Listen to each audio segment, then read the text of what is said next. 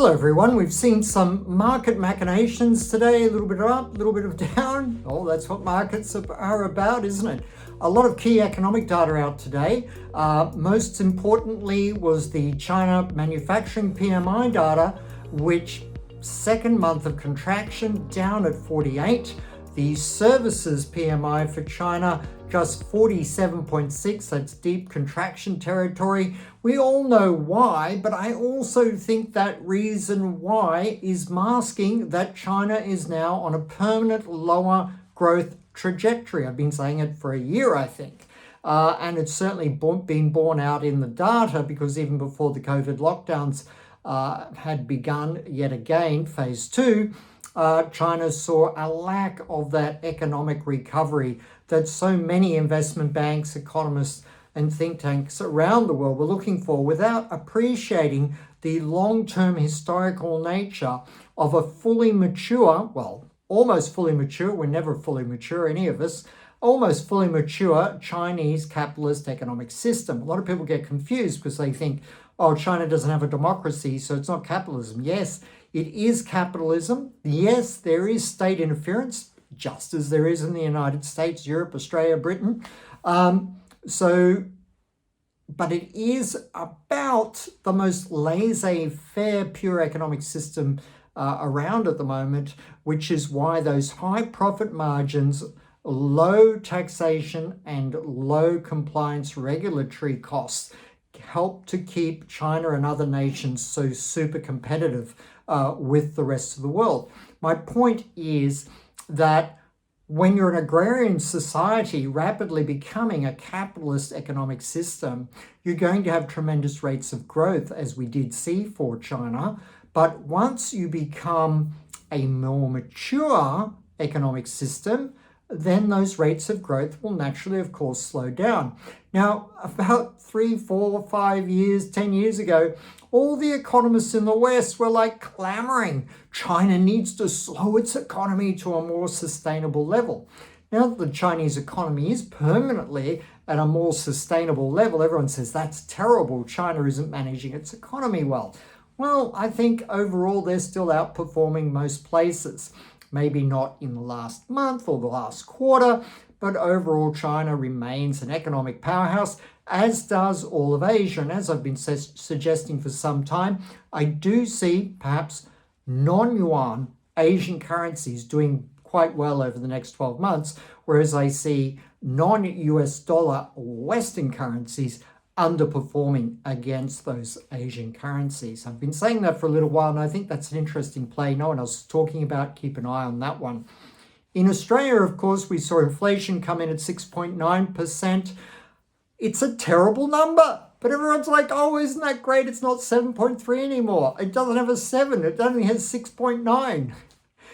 Forgetting that all economic data is surveys in the first place, so it's not the actuality of anything, any economic number. It's always just a guide only. So we're still tracking around 7% inflation in Australia. That's hardly anything to celebrate. It's hardly anything to slow the Reserve Bank any further than we've seen so far in terms of interest rate hikes. Interest rate hikes will remain firm in Australia. That's going to be a little bit supportive of the currency, but the global economic slowing isn't supportive of the economy. And with that China slowdown, manufacturing services in deep contraction in China. We also saw industrial production output numbers for Japan and South Korea today, the worst we've seen in South Korea for a couple of years, moving into contraction in South Korea. Second month of contraction in Japan for industrial output. This is not a strong global economy. People seem to know it, but ignore it. No, it will come home to roost in terms of corporate earnings and therefore the valuation of stocks.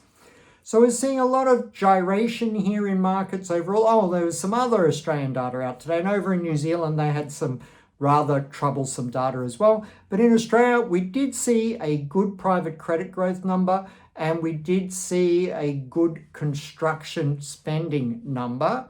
But unfortunately, house building, home building approvals, permits fell a whopping 6%.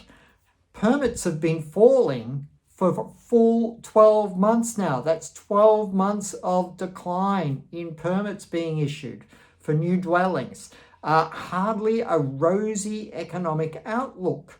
So we could all be distracted by the machinations of what's going on in Canberra today, but it certainly wasn't a good look for the Liberal Party on the day. But really, both parties have to rethink their approach to economics and our global relations and how we handle our place in the world moving forward, because the Australian economic data is a little bit dire.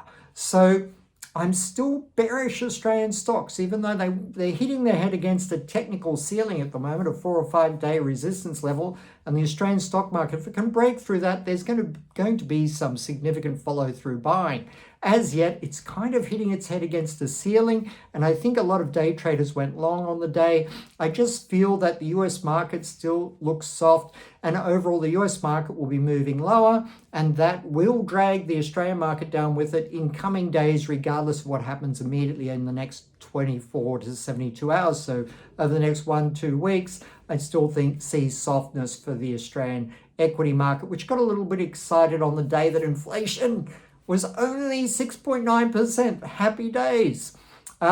So the outlook for me really is, I'm a bit cautious on currencies still. I haven't changed my view, US dollar bubble, but it could grow further. I am looking, dabbling with gold and oil again, but that's been very troublesome of late. I see the global economy continuing to slow dramatically, but too much of that has been priced, too much fear around that has been priced into oil. And therefore oil, I'm looking at some point becoming a little bit more buoyant and rising to the surface again than it has been of late. Overall though, the Australian market had an interesting day based around the inflation number primarily, but other data was mixed.